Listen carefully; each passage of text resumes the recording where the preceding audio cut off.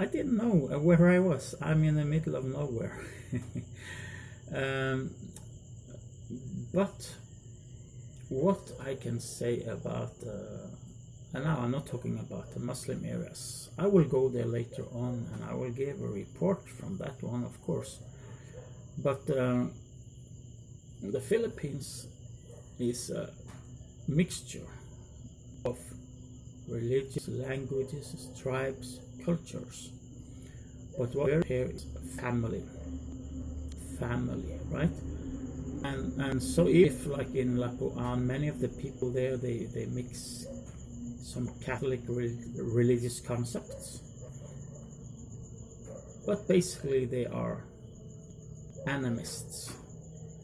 They worship nature, they sacrifice animals and sprinkle their blood. Even Muslims do that.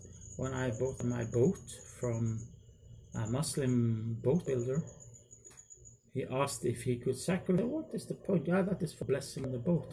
Okay, so he cut the throat of this poor duck and he sprinkled the blood all over the boat, invoking the blessings for Allah. And I was a bit shocked, but I said, okay, that is their culture, that is what they do. So when to this kind of place, you realize you are very, very far from Western culture, right? Now, what is also interesting is I asked them, because they have been locked down, really strict locked, the whole area for more than 1 year. And I asked if they had any problems with COVID-19. They said no. I said, oh, nobody died from COVID-19 here. We don't even this COVID-19. But they had there. Now, actually yesterday, because it's 3 a.m. in the morning on the May 6th, so yesterday I watched CNN, and they're now going to give some money to every Filipino. They're gonna give 1,000 pesos, and after 3 months another 1,000 pesos, which is basically $20. So 2,000 pesos would be like 44. And on top of that, they will give money to people who have land, who have like a cultural business that is suffering from these lockdowns and from the African swine fever, because they killed all the pigs. It's crazy.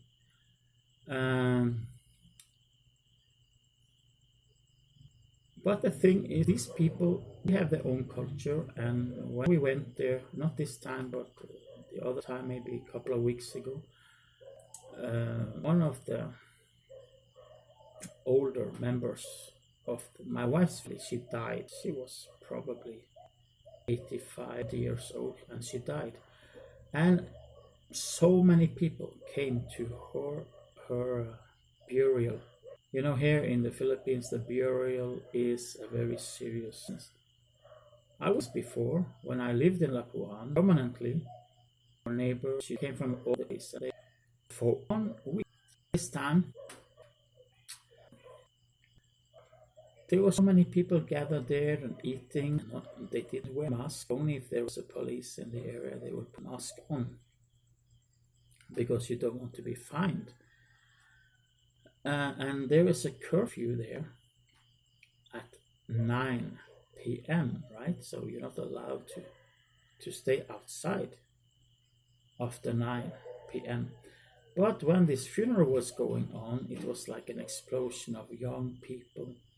I'm talking about maybe 100 or more young people, teenagers, boys and girls, roaming around outside my house, because my house is on the main street. And I was amazed. Wow. And they were roaming around until 2. And they were drinking, they were partying. And I told my wife, why are they doing this? This is, in Norway, they allow only so many people in a funeral. And this is the same in America, I guess. and in England and most Western societies. And she said they don't care. To them, the family and the death of their grandmother is much more important than government rules. And so the local government in Lapland, they understand this, so they just let it happen because they cannot totally break all these old traditions, you know. And it really made me. I was very impressed how these people they were. She said, if they try to stop them from attending a funeral, there will be war. So of course, almost all, I think all, 100% of the men in that area, they wear a machete. Okay, a machete can be a very deadly weapon. Always carrying it around with them anywhere they go. And so you can imagine, there has been some very brutal killings in that village where they chop up people with machetes. So it's not a game. It is quite serious. But what I think is, it's amazing to see how these people, during all these lockdowns and pandemics, how they are able to go on with their lives, how they take care of each other, how they help each other.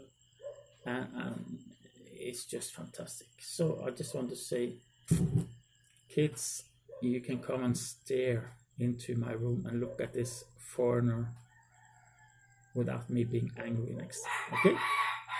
Cultural clashes. Thank you for your attention. God bless.